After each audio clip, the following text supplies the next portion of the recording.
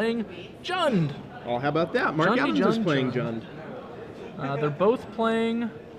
Oh, your guys looks like a little bit spicier than mine, although not too far afield. Although Anthony Zamberlan does have main deck Deadbridge Chant in his list. He's not sideboarding any additional copies, but he does have the one. Yeah, and actually Mark Evans has 2 Deadbridge Chant in his sideboard. So in this post-sideboard game, Mark has Deadbridge Advantage. Deadbridge Vantage. Deadbridge Vantage, I like that. Yeah, I was actually telling Todd earlier, it's up to $8 on Star City, 20 for a foil one. So I think it's a sleeper. I do. It was. I actually called it early in Somerset. I saw that Reed was sideboarding it in his Jund list. I realized, it's obviously replacement for Staff Oven that doesn't die to Putrefy, which you kind of need in those Jund mirror matches now because Putrefy changes of the game. And yeah, it immediately doubled in price that weekend. Yeah. Mark Evans, some interesting sideboard choices. He has a couple of Vraska the Unseen, which we might see in this matchup. He's going to have another copy of Rakdos Return. He's going to have more Lilianas if he wants them. In addition to his main deck, Garruk Primal Hunter. So he's trying to go big with his 5-drop Planeswalkers with his Deadbridge Chant. Vraska is an excellent answer to opposing Deadbridge Chants as well. How New adorable. meta. New meta. Yeah, we have Anthony Zamberlan has 2 Acidic Slimes. I imagine he'll be bringing those in. He's also got access to Duresses and Rakdos' Return. Right, but now we're in the game. Looks like Mark Evans was on the play, has a couple black-red lands. Anthony has a Rootbound Crag. No Farseek for Mark. And that would not come into play untapped. That would not come into play Dragon Spell untapped. Let's stop. Stop. Player reveals his hand. Stop the match. No. Yep, that's a free peek. We're going to be undoing that. Sorry, guys. Easy mistake to make when your duels all look alike, but that is a Dragon Skull Summit and not a Blood Crypt or other land that can come into play untapped. And that's really awkward, especially if Anthony doesn't have an untapped black land. If he has a Blood Crypt, we can just really quickly and easily correct this. It'll be like a warning, but I have a feeling that's probably not the case. Right. If he's leading on Rootbound Crag, that means he doesn't have a shock land in his hand. Yeah. So we'll see. See what the judge rules on this one. This one might take a minute. I have no idea what the sorry penalty would guys, be here. that's a little awkward. Yeah, we're an entire room away from the feature match area, so. Mark obviously picking up his hand, feeling a little awkward here. It's like, ugh. Can't cast the Duress, it goes back in the grip. John tweets in the Battle of the Band Shirts, Rammstein versus Lady Gaga. I didn't notice that until you pointed that out. Hopefully we can get a shot of these players' faces. I gotta show take you Gaga. that. It's not even close for me. So. Well, I know. And it appears that this is just going to be the turn because he did play the Dragon Skull Summit. That was a legal game action. So actually, that makes it very interesting. We might want to bring the judge in to actually see what you do in this situation because obviously, like he played Dragon Skull Summit. That's just the land he played this turn. So our proposed easy fix of playing a Blood Crypt or whatever would actually technically be, I think, illegal. Right. Under the rules. Even though it seems like perhaps that should be the best thing. A friendlier game. Right. But this is a tournament, in fact. Tournament. Looks like Mark does have a Farseek. He just didn't have a green source, but he does have one now. All right, so untapped Tomb for Mark. Now, if you're Anthony, what do you do? Do you show Mark your hand to compensate? Like, how can you fix it? I can honestly say I've never done a mistake quite like that one. So I don't know what I would do. I would certainly apologize. Obviously it's an affront. I don't know that I would want to take Herculean efforts to level the playing field. Especially since you're probably just going to cast the Duress next turn. Right. So yeah. Exactly. Yeah. I didn't gain like that huge an advantage. It doesn't actually change like any of my plays, with the exception of if I saw nothing. Right. And I might not cast it now, but if you announced Duress and had a tragic slip instead, then that's a little hazier. But I'm reminded of an awkward situation. I think it was V. Mauschwitz who once jokingly announced a Thoughtseize. Yeah. And his opponent immediately revealed the hand. I remember hearing about that. Yeah. I'm not sure who it was. I feel like it was Raph Levy, but I can't remember. I believe it was a French player. An old story, not particularly relevant, beyond accidental peaks. That's okay. You get to name drop a couple people. That's cool. Looks like it was, in fact, a rewind. It was an illegally cast spell. He didn't have the mana to play it, so we just undid it. And now Anthony will have the option to cast it again. He will take it. And as Mark played the card that he drew, there's no real new information here. Nope, so it doesn't end up affecting anything. I don't think Anthony had another play regardless, except maybe to hold Searing Spear, which seems worse. Yes. He's got some choices here. I imagine he'll probably want to take the Rakdos' return. Yeah. The Vraska is also very threatening. It can destroy his lands. But destroying one land at a time, way less powerful than destroying your hand. Yeah. The Jund Mirror can often be a flurry of Rakdos' returns. Yep.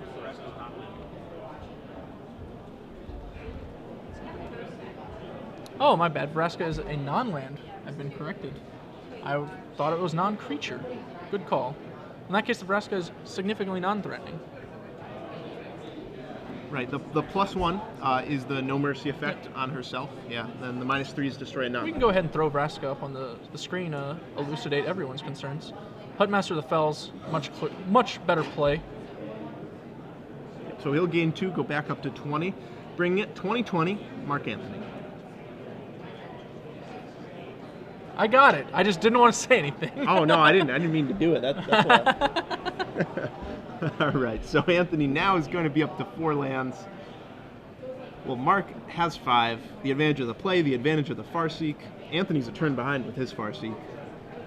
And Mark was a turn behind with his as well, so perhaps this will wind up evening up. Yep. At least he can cast a spell that'll prevent the Huntmaster from flipping. But yeah, that's a big deal. Mark He did have a spear, right? He did. As well.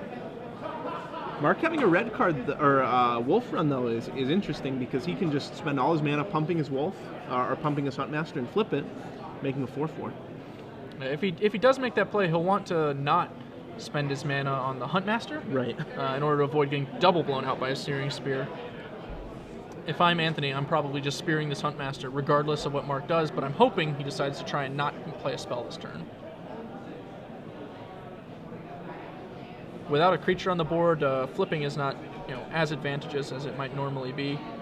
Returning to the list, we can actually look. Anthony has Arbor Elves, whereas Mark does not, which has been an interesting point of divergence in Jund lists. Mark is also main decking Sire of Insanity. That's like the difference between their creatures, Sire of Insanity versus Arbor Elf. Kind of peculiar. I don't think Anthony has no Sire of Insanities in his 75. Wow, that's hard to believe, as it's one of the most important cards for Jund. Yeah, I'm surprised to see him not adopting it. Could be just, didn't pick him up. It's still early in the set and all, but... It is a rare, right? It's not a mythic? It's a rare, yep. Wow. Not so hard to find. No. Maybe he just doesn't like him. Maybe not. He's a crazy guy. Wow. So, Vraska comes down from Mark, and that looks like that'll +1. Nothing really to target with its -3. Pre-combat Vraska, pretty interesting. And Anthony has no Searing Spear. Must have been a different red card. Or he decides just not to burn it, but I definitely would. Rakdos return in hand for Anthony. If he has another land, I expect him to slam it, He has a get rid of Kesset Mark's Wolf Run. He can get rid of Mark's Grip, and he can also tick Vraska down to 2 with the Searing Spear that he still has, able to finish her off, should he want to go that route. It'll also keep Huntmaster from flipping for another turn if he waits. No, he'll have to let the Huntmaster flip if he does that. But I still think it's correct, right? Overload Mizium Waters. Okay, so that was the red card we saw in his hand. That is not a Searing Spear. It does have a similar color palette, however. That makes me even more likely to Rakdos return the fact that that's a Mortars and not a Spear, because next turn you get to kill the Huntmaster. Yeah, you can just Rakdos return for 4, clear out the Grip, untap Mizium Mortars to kill the team. Yeah. You have to take 4 more damage, but that's all. I think we're perhaps falling a little behind on our life totals as well.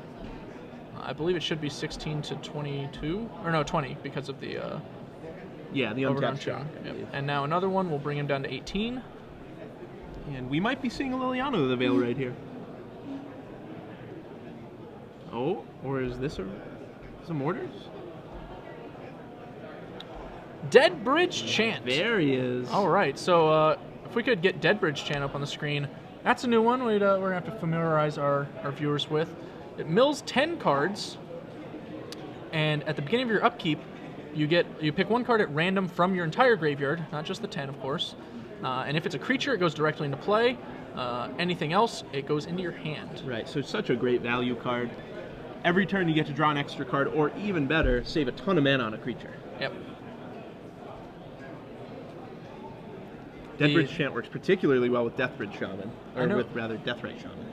I know that I asked Owen T about his experience with Deathbridge Chant. He played it in his second place finish at Somerset last weekend. And he said he only cast it once, and when he did, he had an Olivia out, and it put Olivia into play during the very next turn, and as a result made the game take much, much longer than it should have. However, he did still win, he said, thanks to the advantage gained by Deathbridge Chant. Some people are so unlucky, right? It worked out. We see here this Rakdos' return, really not as effective as one might hope with a Deathbridge Chant in play. Yeah, I really expected Anthony to Rakdos return last turn, knock the Vraska down to 2, clear out all the Planeswalkers, all the Deathbridge Chants, all the perpetual card advantage from Mark's hand. But yeah, it would have been a nice play. It would have for sure locked Mark out of being able to do any of this, whether he, top decked a chant or not. And instead, Mark's just, actually still ahead, which I don't think I've ever been able to say that about somebody who got Rakdos returned in a Jund Mirror in my entire life. But an Abrupt Decay, there you go. Okay, not bad. Better than a land for Mark. You know what I'm real curious about? What's that? How does Deathbridge Chant play in Legacy when you have to keep graveyard order? Let's get a judging. I think you need a D30. You have to D. Whew. Rolling dice for that one seems obnoxious. We have to come up with some mathematic sequences at that point. If you've never played Grip of Chaos in a multiplayer game, you don't know true frustration. I guess I don't know true frustration. No. Thankfully so. You go, all right, I'll roll a D20 to decide which player which player at random. And then a D20 to decide which of their permanents I'm destroying. So Anthony's turn. Mark just said go, or rather ticked up his Vraska, said go. No creature to add to the board, no land to add to the board. I think if we rewind this game, I think Anthony, maybe that turn we debated that he should have speared, obviously had Mizzium Warders instead. If he just used that 2 mana, 2 Mizzium Warders, the Huntmaster, let the Wolf continue to chug along. He'd be maybe at 12 life by now or whatever, but as we see, I think he'd be significantly far ahead. He'd just be facing that Vraska, there wouldn't be a Deathbridge Chant in play. Right. Life would be simpler. Duress, he knows he's got to hit an Abrupt Decay at a minimum. He also gains access to a Mizzium Warders. Duress singularly ineffective against Deathbridge Chant, though, I would say. Either of these spells, they don't really do anything, and the Deathbridge Chant will inevitably return him some real cards. Right. Surprised he took the Abrupt Decay when Mizzium Mortars kills Thragtusk and Abrupt doesn't. But I guess he was... I'm not sure. I can't speak to that motivation. Perhaps he's thinking much further ahead about the Beast token getting Kessig Wolfrund, and that's his endgame plan. That's pretty reasonable. So Mark returns a Woodland Cemetery during his upkeep. Draws a card for turn. We know he's got land Mizzium Mortars available. Yeah, and if I'm Mark Evans, I'm going to start speeding up the pace of my play, because he's really far ahead this game. He's very favored. But we are getting low. And he's down a game. Yeah. So here we go, 2 mana. Dreadbore with Thragtusk. 3/3 for Anthony, though. And now Mark should probably Mizzium Mortars it. Yeah, otherwise it will trade with the Vraska. Right. Now Vraska can tick up, keep threatening her ultimate. It's only -7, so in 3 turns, Mark could have 3 truly death-touching 1/1s.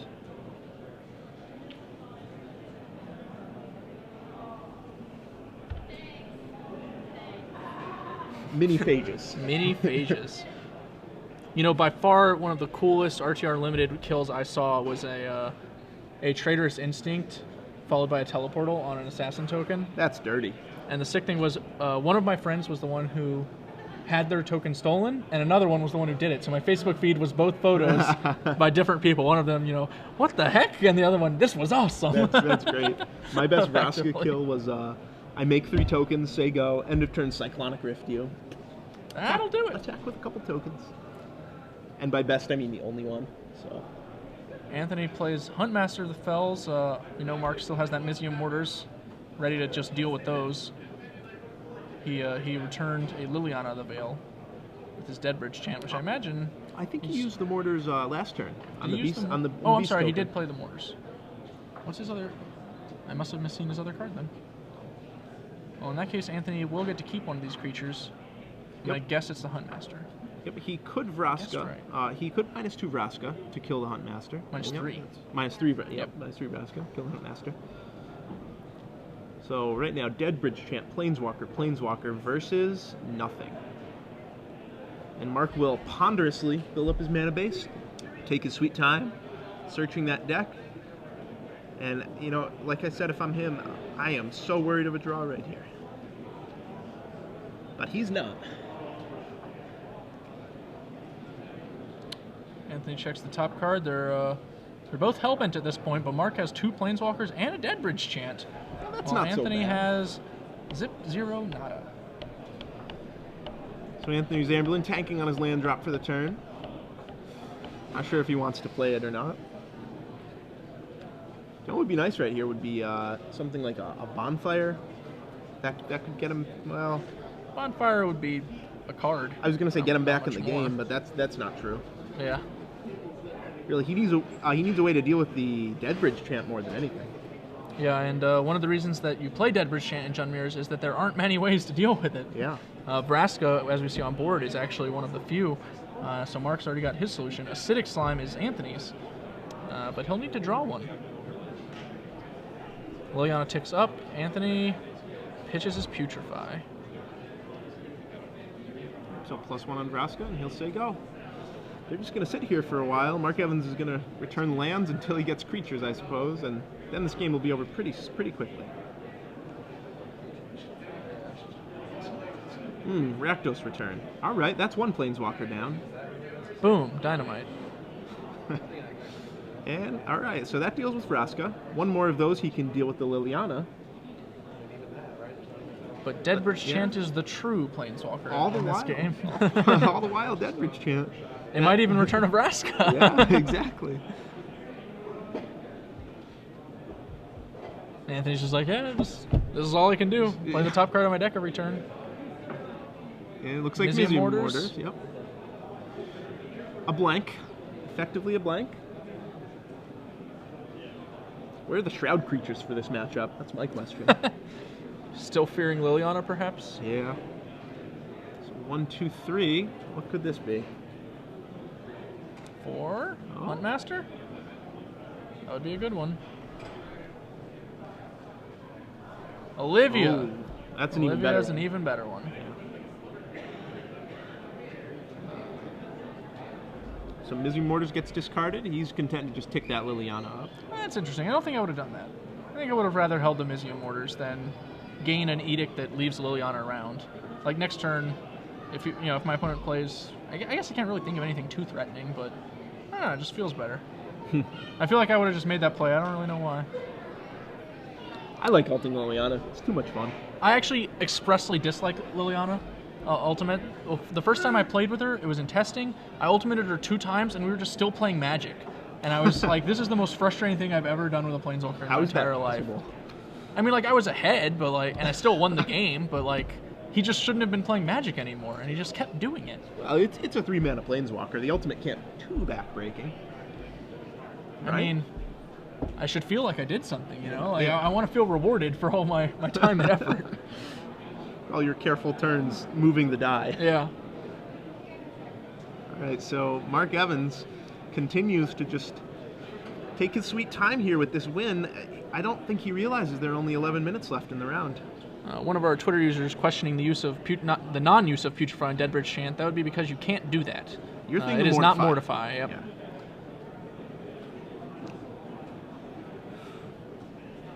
Not sure what there is to think about here versus an empty-handed opponent. I think, yeah, here comes the Wolf Run. We need to close this game out in a hurry. At this point, it's going to be tough. Okay. Drag Tusk over Wolf Run, that's fine. Gains 5, goes up to 23. And the Olivia gonna attack. Yep, does not have Vigilance, have to tap it. And Wolf Run for 1. He's actually missing a point here. He can just double ping his Thragtusk and get in for an additional point. And Liliana should tick up, but honestly, it doesn't matter if Mark Evans takes this up or not. He's going to win. It's just a question of when. He's going to go ahead and tick it up. Goes to 4, and then it'll be Anthony's turn.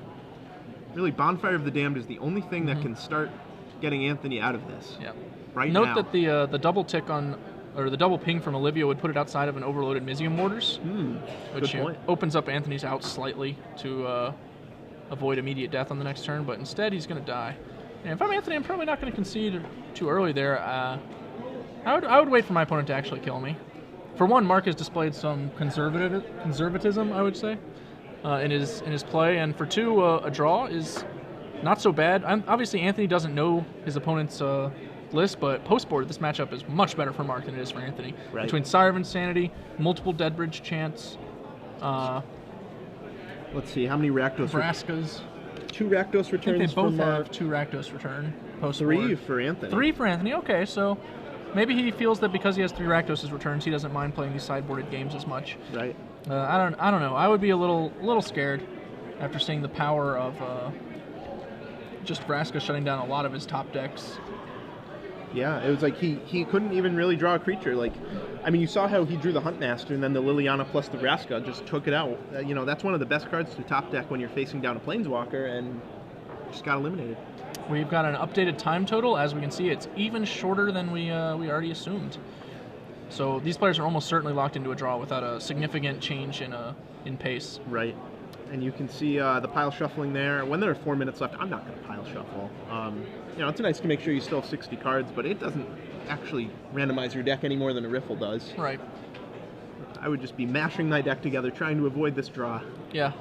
One of the strengths of players at high levels is definitely the ability to adjust their pace of play fluidly, and also to maintain it. A lot of players, they slow down when they have things to think of. You can really easily give up a lot of information when your pace of play changes involuntarily. But by the same token, when you can actually adjust your pace of play on purpose, you can, create misinformation. Yeah, true. So it's a fine skill to hone. Good to keep in mind for when you're thinking of ways to develop your own play. Yeah, and when you say adjust your play, you don't mean stalling, right? No, I don't mean stalling. I do mean generally affecting the speed at which you make your actual actions. Stalling is an intentional use of the clock to prolong the game. When you're intentionally using the time to play the game, that's a completely different thing. Right. Pausing for a few seconds when you draw a land, for example, obviously something like everybody has done that. For instance, at the team seal just this weekend, I could wander the tables and at any moment find a team that had one player pointing to a land as though it were the best combat trick that anyone has ever seen in a game of Magic the Gathering, and the other player sagely nodding, yeah, that seems really good, yeah. Of course. You don't want to tell them that you drew a land. Right. And when you drew and when you do draw a trick, you don't want to give that away either. So all part of the game, the bluffs. So here, there's 7. Anthony will be on the play. And both players just hoping for some kind of Farseek into Olivia draw, something that can just put away the game in a matter of turns. Yeah, I see Anthony has looked. I saw a couple lands of Huntmaster, and I think a Putrefy. I didn't really get a glance at much else. Maybe a Mortars. On Mark's side, a Mulligan. So Mulligan for Mark Evans. Anthony staying on 7, and the Mulligan ensures the draw even more than it already was. Also something that you can have to watch out for sometimes. I've definitely, people can mulligan in these situations, and it sucks away time on the clock. You have to do it very quickly if you want to maintain your ability to win the match. Right. See this slow pile shuffle here. It's just not necessary. You shouldn't be doing that with 2 minutes left on the clock. It's very easy for players to do things like this without realizing the ramifications as well. Especially I've noticed when someone's back is to the clock. That's like the easiest time when you just don't realize what's going on. And the feature match arena can be even trickier because your timing can sometimes be different from the clock. But one of the things I do when I play tournaments is I try to get to my seat first and ensure that I have the seat facing the clock, because it's an advantage to be able to monitor the time. When your opponent's playing a little slow, when you're playing a little slow, you can adjust things. You gotta be able to see. So here we go, Mark Evans shuffling up for his 6 cards. These players are going to try and win in a minute. A minute to win it. And Anthony tanking on the cut, I guess. There we go. Shuffle after all. And, you know, it's really easy for us to criticize these players about their pace of play. We're not in the feature match area. We're not 5-0-1, 5-1. The clock's about 100, 200 feet away from them. So. And their pace of play is fine. I would classify them as, you know, slower or deliberate, I think is the adjective I prefer to use players. But when you're in a pressing time situation, you know, it's the awareness of your time that actually is really important. And I feel like they're not cognizant of how much time is left in the match, which is putting them both at a disadvantage. Yeah. In fact, a very equal disadvantage, as it will wind up giving one of them a draw. Oh, and Mark's mulliganing again. Oh. It looks like this is game. They just decided to call it. They're right. like, neither of us can win in a minute. So they've just decided to call it a draw. Yeah, or Anthony, perhaps a concession. I'm not sure. Draws? Okay. Yeah, I couldn't see either of them conceding here.